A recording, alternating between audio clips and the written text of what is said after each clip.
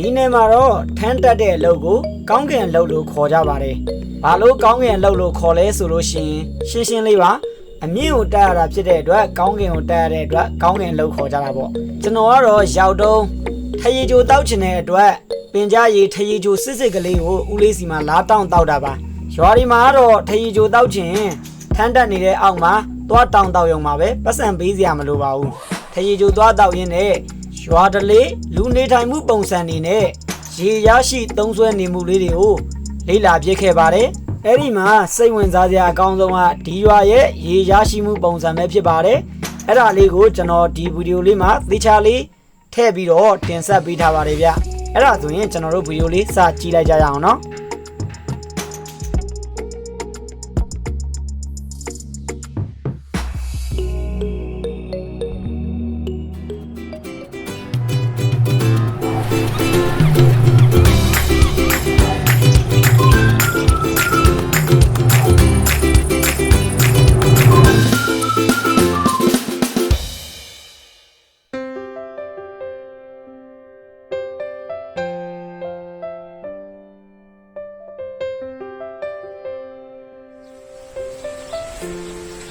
Hello အားလုံးပဲမင်္ဂလာပါကျွန်တော်ဦးရမှုပါဗျ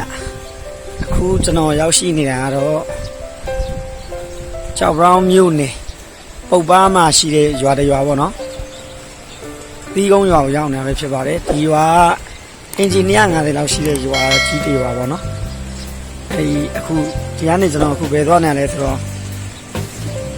ကျွန်တော်ထရီဂျိုသွားတောင်းမလို့ဗျထရီဂျိုသွားတောင်းမလို့ထန်းတက်တဲ့သူရှိတယ်ဆိုတော့ထန်းတက်တဲ့သူစီသွားပြီးတော့ထရီဂျိုသွားတောင်းလို့နော်ဒီရွာရဲ့ဒလေးရကြတော့ဘူးတွေပိုင်းနဲ့အိမ်သေးကျင်တာမျိုးဆိုရင်တော့ဝယ်လို့ရတယ်ပေါ့နော်အခုကအိမ်မသေးဘူးခဏလေးနဲ့ထိုင်းတောင်းမယ်ဆိုရင်တော့ဝယ်ရမလို့ဘူးအလကားတောက်လို့ရကျွန်တော်တို့အများကြီးလည်းမတောက်ချင်ဘူးဆိုတော့အိမ်သားလေးနဲ့ထိုင်းတောင်း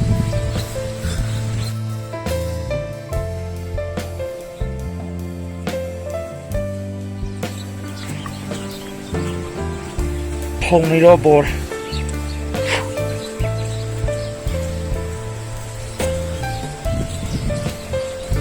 ဖုန်နေပေါ်တဲ့အောက်ကသဲတွေကဒီကြီးတွေကဖုန်နေထုံး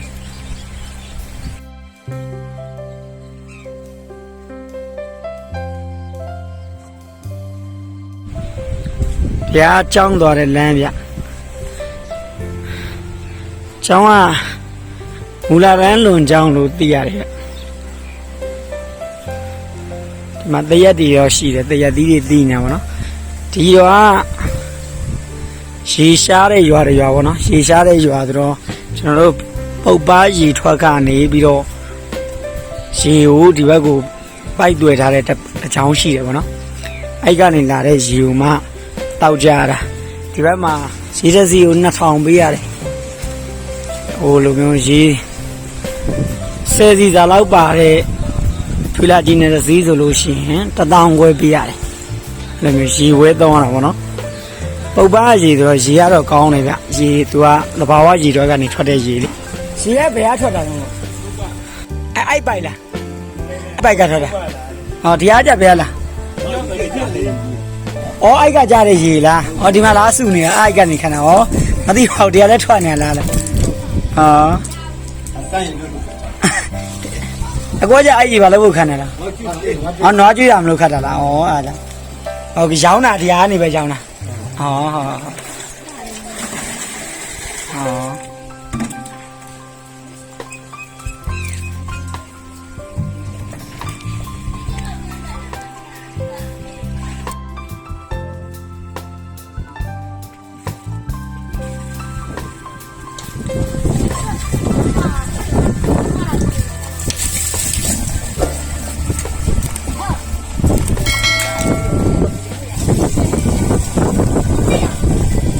ရေကိုကြီးတယ်နော်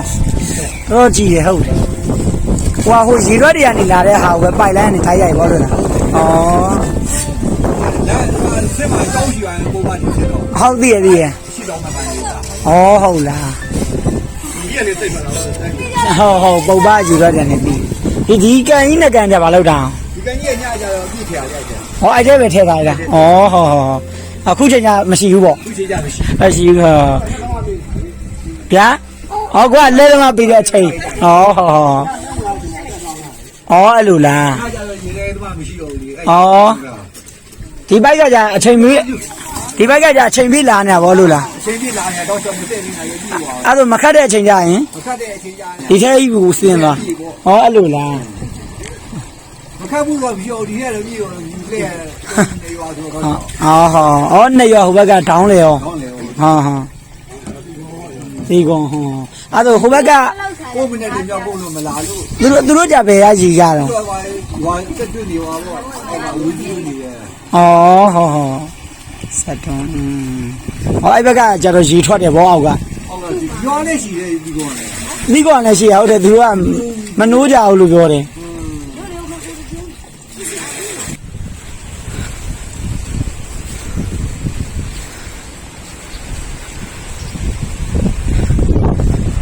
အေးရွာရှိပဲသွားမယ်နဲ့တဲ့ရွာရှိပဲဒီသွားမှာသူတော့ခွေးပေါ်တယ်ရွာတွေကတော့ခွေးပေါ်တယ်လေ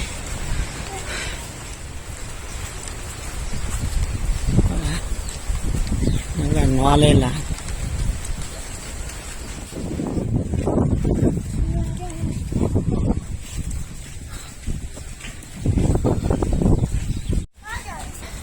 ဒီရွာလက်စစ်မီရတော့မကြသေးဘူးဗျ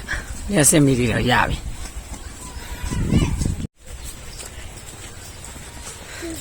ရွာတိုးတက်မှုကတော့တိုးတက်တယ်နော်တိုက်တွေကြီးစောင့်နေကြတာဟုတ်ပါဒါဝရအိမ်မမလား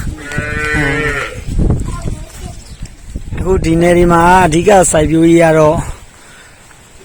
ပဲစင်းငုံတို့မြေပဲတို့စိုက်တာပေါ့နော်ဒီမှာမွေသိန်းကောင်းကြီးဟုတ်ပါကြီးပဲ မွေသိန်းကောင်း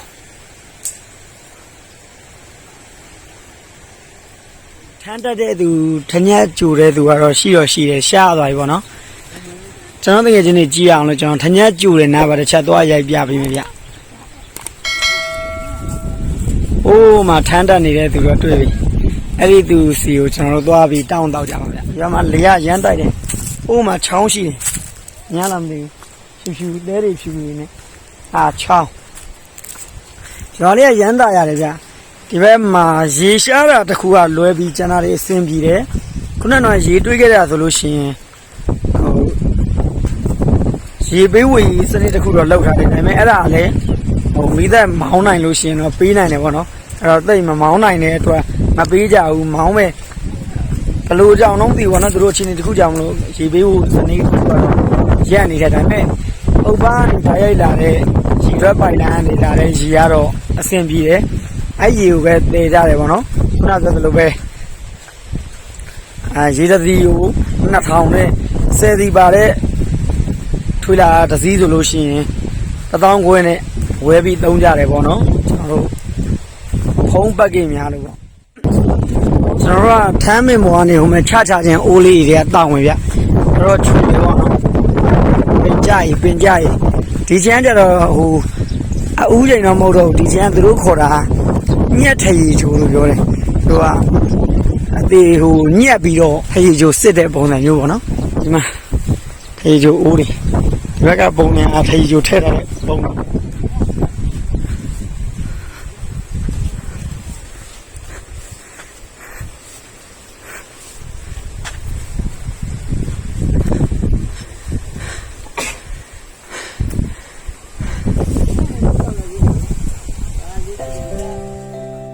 ထမ်းတက်တဲ့အလုပ်ကတော့တကယ်ကိုအသက်နဲ့ရင်းပြီးလုပ်ရတဲ့အလုပ်တစ်ခုလို့သတ်မှတ်ရမှာပဲဗျ။ဘာလို့လဲဆိုတော့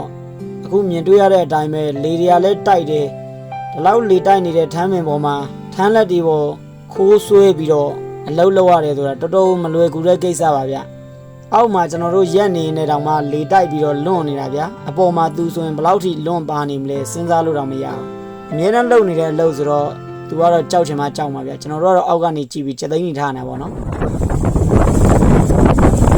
သစ်ပင်ပေါ်ကလူမပြောနဲ့အောက်ကလူတောင်လေတိုက်တော့လွန့်ကျင်တယ်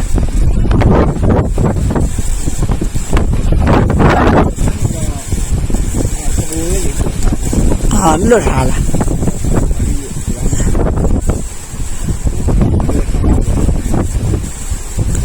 ထမမဟုတ်လားဖိုးလေလားလားဦးမဲချောင်းနေထွက်နေအမမဟုတ်လား ဘယ်ကောင်ကပြီးတော့မှာလဲ အော်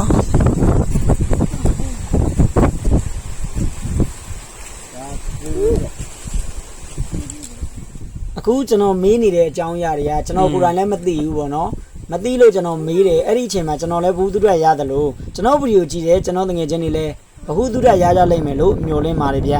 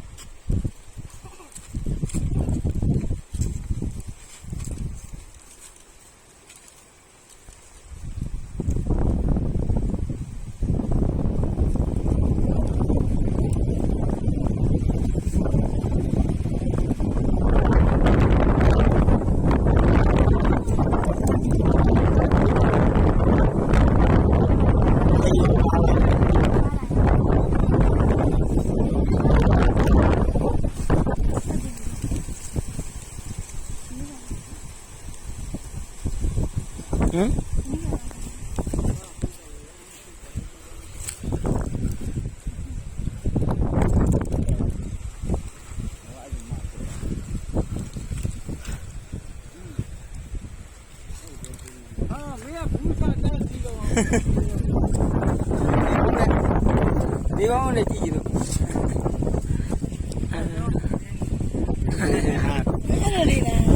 ရကြကြည်ဒါကြနောက်နေနော် တော့ဖိုင်လေးပေါင်းထားလို့ ဟောပေါင်းတာအခါပေါ့ ဘုံအကြီးရဲ့ပထမထုတ် ဟောထုံးထဲတာထုံးကကြဘာလို့ပေါင်းလိုက်တာ အောက်ခံလေးထုတ်ရည်လေးအောက်ကခံလေး အော်အခု ဆိုဟိုထေးမချင်အောင်ပေါ့ ဟောမချင်အောင်လို့အော်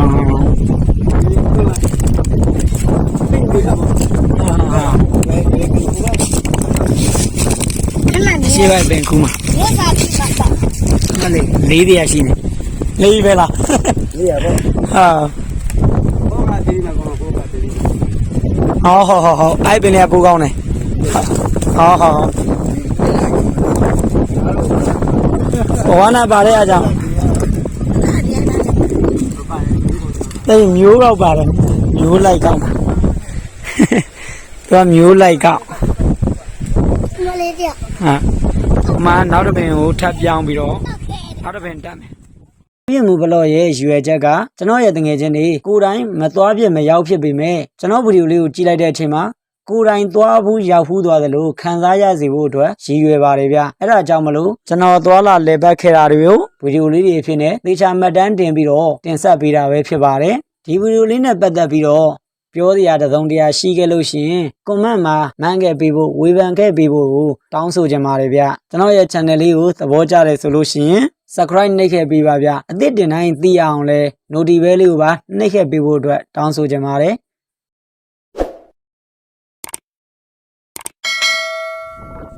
ဒီနေ့တော့အခုအဲ့လေကားကြီးရှင်းတောင်ပေါ့နော်ရှင်းတောင်ယူပြီးတော့ဟိုဟာတပင်ကိုကူးပြောင်းမယ်ကူးပြောင်းပြီးရင်အဲ့တပင်မှာရင်းတောင်ထောင်လိုက်တယ်ဟိုအပေါ်မှာကြာနေတဲ့ဟာလေးကိုကြာရင်းဆွဲလို့ခေါ်တာရင်းတောင်ရင်းဆွဲအဲ့လိုပုံစံမျိုးအဲ့ဒါရင်းတောင်ရင်းတောင်တခါတည်းတက်ရင်းနဲ့ကျိုးချီသွားဗျရင်းတောင်တက်ရင်းနဲ့အောင်မတက်ရင်းနဲ့ကြာမှကျိုးချီမှာပေါ်ရမှာ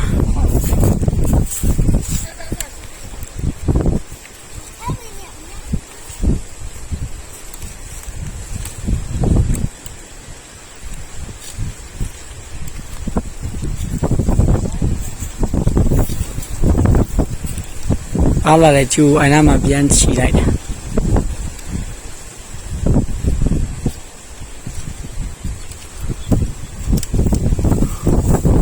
နောက်တော့ဟိုဘက်ကရင်းဆွဲဖို့ပြောင်းတက်ဒီမှာရင်းဆွဲရှိတယ်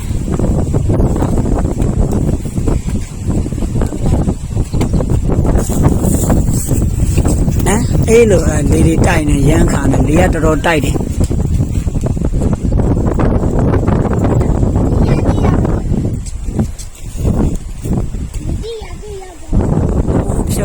ဖြုတ်ပြီးတော့နောက်တော့ဦးထက်တက်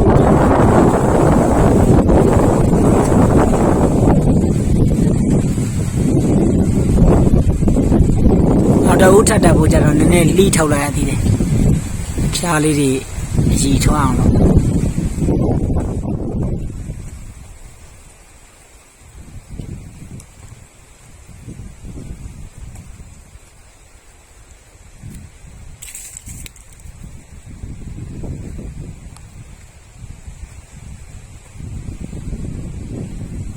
ထန်းတက်တဲ့အချိန်3ချိန်ရှိပါတယ်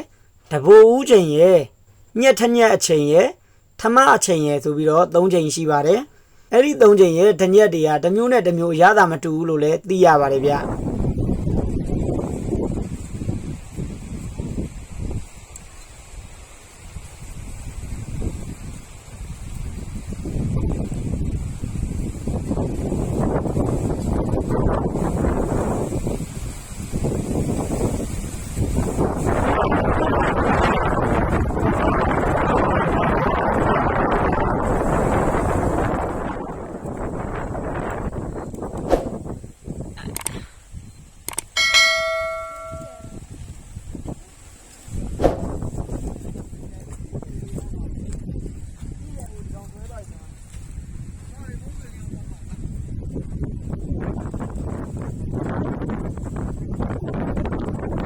ခရင်အိုးထဲမှာတော့ထမ်းပွင့်လေးတွေရဲ့တစ်ခါတလေမှပြားတို့ပွဲစိတ်တို့လည်းပါတတ်ပါတယ်ဆက်ပုတ်လိုက်မှာမဖြစ်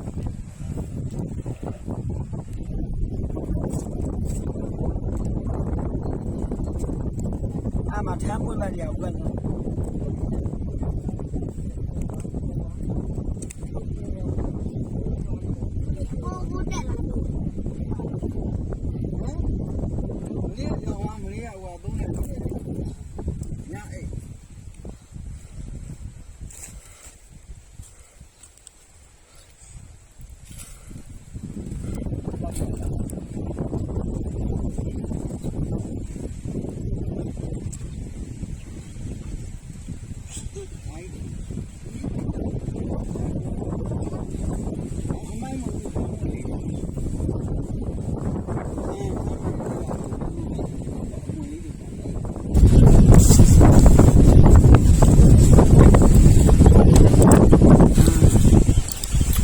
ချိုးတယ်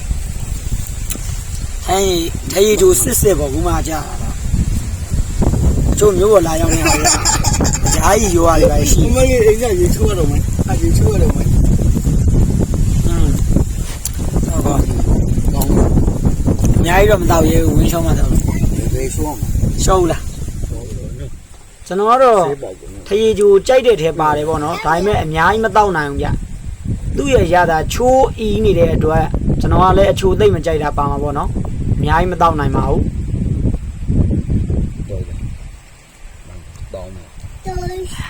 တော်ကြီးမမူးပါထရေကျိုးကဘာလို့မူးလဲအဲ့ဒါဒီဟာထရေကျိုးကတော့တောက်ပြီးတော့ကျွန်တော်အများကြီးမတော့နိုင်ဖိုက်ကြတန်းပြီး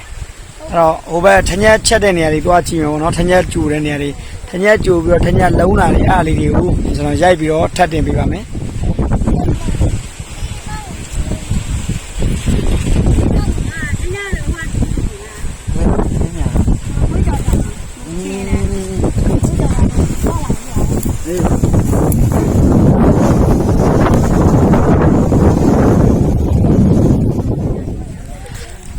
ဘယ်နှပင်လောက်တက်မှာတော့တမနာခင်းဟမ်15ပင်လောက်လားဩအများကြီးတော့မဟုတ်ပါဘူးတနေ့ကုန်က15ပင်ဆိုရပြီပေါ့တနေ့ကုန်15ပင်ဟုတ်ဘူးလားဒီတော့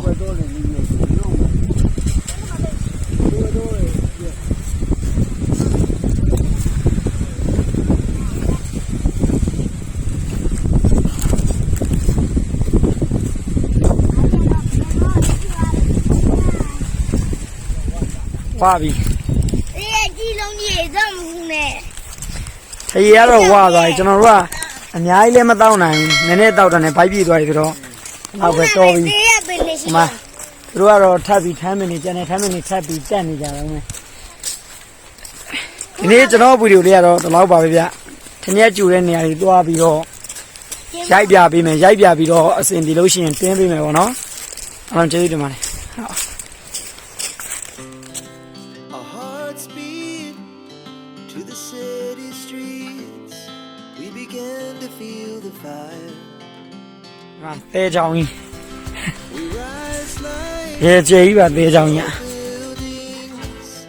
as the chemicals they take us higher. The night's young and it's just begun as she puts her hand